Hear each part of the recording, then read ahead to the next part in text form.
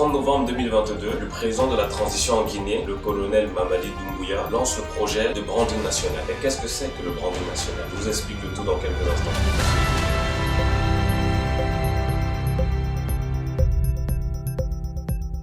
Bonjour, j'espère que tu vas bien. Je m'appelle Karl Fossi, bienvenue à ma page YouTube. J'analyse l'actualité sous le prisme des relations publiques et la communication. Alors n'oublie pas de t'abonner à ma page Instagram, t'inscrire à mon blog et surtout like, commente et partage. L'image de marque d'une nation, ou encore appelée nation branding, c'est la manière dont un pays se positionne et se promeut comme un endroit que l'on peut visiter, comme un endroit où l'on peut investir, mais surtout comme un endroit ayant une bonne réputation pour la qualité de ses biens et services. Où entrent en jeu alors les relations publiques et la communication à ce moment? En communication, l'image de marque est très importante parce qu'elle vous permet de rester continuellement dans l'esprit de vos consommateurs. Et en tant que marque, les relations publiques vous permettent de bâtir une réputation solide et surtout d'augmenter votre crédibilité. Alors la Guinée a juste pour objectif d'améliorer l'image que l'extérieur a de la Guinée, tout simplement afin de permettre à plusieurs investisseurs, ou plus ou moins séduire plus d'investisseurs, à venir investir en Guinée et aussi accroître les exportations des produits de la Guinée vers l'extérieur. Le premier objectif de la gestion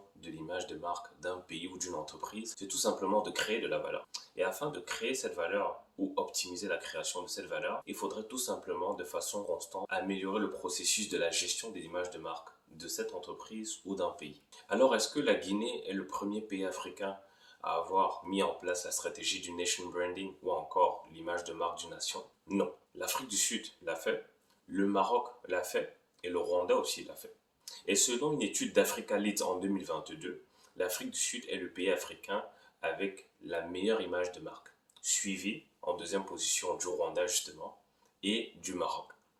Alors dis-moi, est-ce que tu as compris ce que c'est que le nation branding ou encore l'image de marque d'une nation?